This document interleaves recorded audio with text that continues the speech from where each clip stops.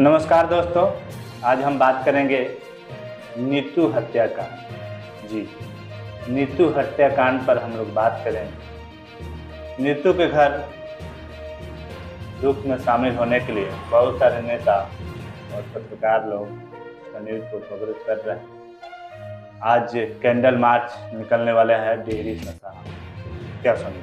बिल्कुल, ये रोहतास ज़िले की बहुत ही शर्मसार करने वाली घटना है, जिस पर मतलब एक ये कह सकते हैं कि एक सामाजिक धब्बा है, जिसको दूर करना बहुत ज़रूरी है और कैंडल मार्च निकालने से दूर नहीं है। जी बिल्कुल। तो कैसे दूर किया जा सकता है? इसमें देखिए, हम जहाँ कैंडल मार्च निकाल रहे हैं वो सही है, एक हम उसके प्रति संवेदना व्यक्त कर रहे हैं कि हाँ, हम आपके साथ खड़े हैं। और वास्तव में तब हम खड़े होंगे जब ऐसे समाज के जो दरिंदे होते हैं, जो इस हद तक गुज़र जाते हैं जहाँ किसी की जान के साथ खेल जाते हैं, तो वहाँ पर समाज को आगे आना होगा। प्रशासन अपना काम कर रही है, समाज को अपना काम करना चाहिए और ऐसे लोग को कठोर से कठोर सज़ा दिलाने के लिए प्रशासन से मांग करना चाहिए। और हालाँकि मांग की भी गई है और प्रशासन हर संभव अपराधियों तक पहुँचने के लिए प्रयास कर रही है और उम्मीद करते हैं कि बहुत जल्द प्रशासन उन अपराधियों को गिरफ्तारी भी कर लेगी और बहुत जल्द इस पे खुलासा भी होगा कि ये कैसे हुआ। और ये कहीं न कहीं अभी कुछ दिन पहले ही आप सुने होंगे कि नवीनगर में एक बेटी के साथ हुआ था, जहाँ प्रशासन ने इसमें सफलता पाई और अपराधियों को पकड़ा। लेकिन ये घटनाएँ अगर पुनरावृत्ति लेती है, ऐसी घटनाएँ फिर होती है, तो इसके पीछे क्या कारण है? जी बिल्कुल।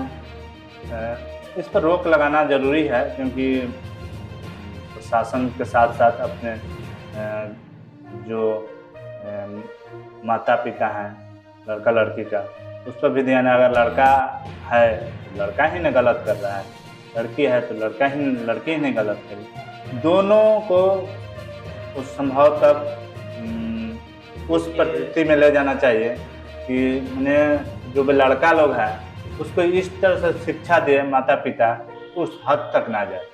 देखिए, आजकल समाज में एक बहुत बड़ी समस्या है कि माता-पिता अपने बच्चों पर ध्यान नहीं दे पा रहे हैं। उसका कारण ये है कि अपने व्यवसायों में, अपने कामों में व्यस्त हो पा रहे हैं। इस प्रकार वो बच्चों पर ध्यान नहीं दे पा रहे हैं और ये एक बहुत बड़ा कारण है। लेकिन हमारा कहना ये है कि अगर ऐसी घटनाएँ होती है तो ऐसे लोगों को क्या सज़ा दी जाए, ताकि अगला व्यक्ति इस काम को दोहराने में और ऐसे काम करने में हज़ार बार नहीं बल्कि सोचे ही ना। जी बिल्कुल। भारत एक ऐसा देश है, संविधान पर निर्मित करता है कि पुलिस प्रशासन इस पर सज़ा देने के लिए कानून बनाया गया है। हम लोग पत्रकार हैं, इसमें क्या विशेष कुछ? ये सही है, लेकिन इस पे हम इतना ज़रूर बोल सकते हैं कि इस कानून में जो है और सुधार होना चाहिए और ऐसे दोषियों को जल्द से जल्द सज़ा मिलना चाहिए। जो हम इतना लंबा खींच कर जाते हैं प्रशासन के द्वारा, कानून के द्वारा, कि इतना लंबा प्रक्रिया ना होकर के थोड़ा-सा शॉर्ट हो जाए, ताकि जल्द से जल्द अगर उसको सज़ा मिलती है तो अगला व्यक्ति उस घटना को करने में और पुनरावृत्ति दोहराने में वो सोचेगा ही नहीं। हालाँकि देखिए, कानून से प्रशासन हर बिंदु पर जाँच करती है तब सज़ा। देखिए, इसमें ये भी है कि कहीं न कहीं ये गलत नहीं बोला गया है कि कानून का हाथ लंबा होता है। क्योंकि आज तक कोई भी अपराधी बच नहीं पाया, चाहे वो कितना हो बड़ा हो, चाहे अपने आप को मुख्यमंत्री ही क्यों ना हो। अगर वो गलती करेगा तो उसकी सज़ा प्रशासन उसे देगा ही देगा। जी लेकिन बिल्कुल। समस्या है कि अगर उसमें थोड़ा-सा जल्दी लाया जाए, तो बहुत सारी घटनाएँ होते-होते रह जाएगी, नहीं हो पाएगी।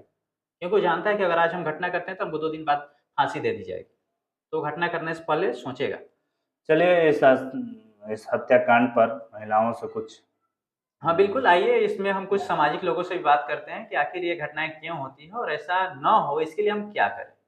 जी बिल्कुल। सबसे पहले आप मैडम अपना परिचय बता दीजिए। मैं सविता डे, हमारे संस्था का नाम परिवर्तन विकास, इस संस्था में मैं एक सचिव हूँ जी। और विगत 36 साल से इस क्षेत्र में ही महिला और बच्चियों के साथ उनके को जागरूक बनाने और उनके हित में, उनके संरक्षण के बारे जानकारी देने में ही काम करते आ रही हूँ।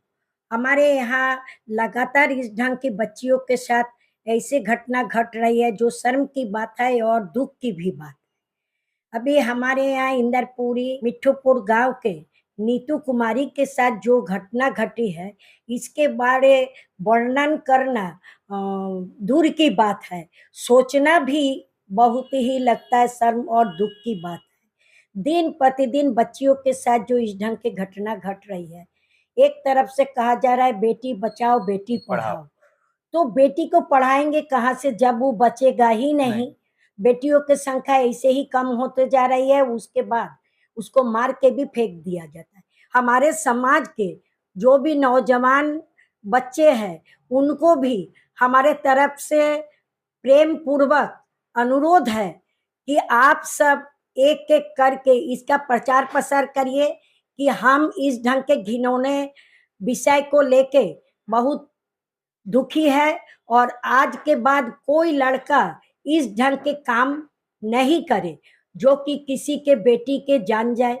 उनके घर में भी माँ बहन बेटी है, एक बहन के साथ कुछ होने पर किसी को जितना दुख होता है, दूसरे लड़कियों के साथ उस ढंग का निर्मम काम का निर्मम हत्या करना, उनको संरक्षण के बाहर संरक्षण देने के जगह उनके हत्या कर देना कितना दुखद है।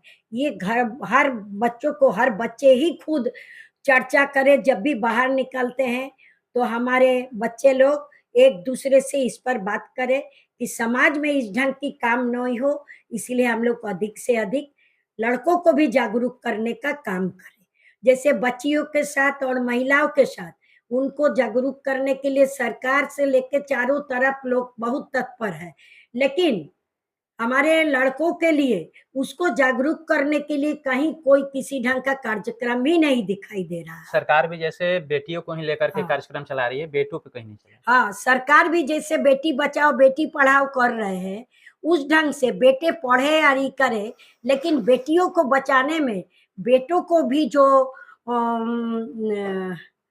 हाथ है वो जागरूक कर सकते, उसके लिए बेटों को लिए भी सरकार के तरफ से कुछ कार्यक्रम चलाना चाहिए जो बेटे भी जागरूक हो और इस ढंग का घटना हमारे समाज में नहीं घटे। अच्छा, ऐसी घटनाएं होने का मुख्य कारण क्या हो सकता है? ये घटना होने का मुख्य कारण एक दूसरे से जो दोस्ती है, चाहे लड़की लड़की में दोस्ती, चाहे लड़की लड़की लड़का में दोस्ती, एक लड़का से कभी दोस्ती है फिर दूसरे से अगर बात कर रहे हैं तो अच्छा बुरा वो क्या बात कर रहा है, पहले वाले जिससे इसके पहला दोस्ती है वो जानकारी लेने का कोशिश ही नहीं करते, एक बैग नाइस से सुनते अटक कर देते हैं, इस कारण भी हो जाता है।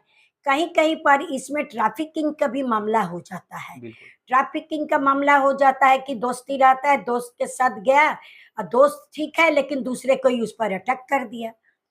एक तीसरे कारण है, हमें बच्चा जब बाहर जाता है घर वाले को थोड़ा सा निगरानी रखना चाहिए किस समय मेरी बेटी निकल रही है, रोज किस समय घर आ रही है। और है कि बच्चा थोड़ा बड़ा हो जाने के बाद माँ बाप को मित्रवत मिलना चाहिए बच्चों को। आज मित्रवत मिलने के जगह पर माँ बाप से बच्चों की दूरी बनती जा रही, ना माँ बाप पूछते कहाँ गया क्या हुआ क्या पढ़ाई हुआ, ना बच्चे कुछ कहते हैं।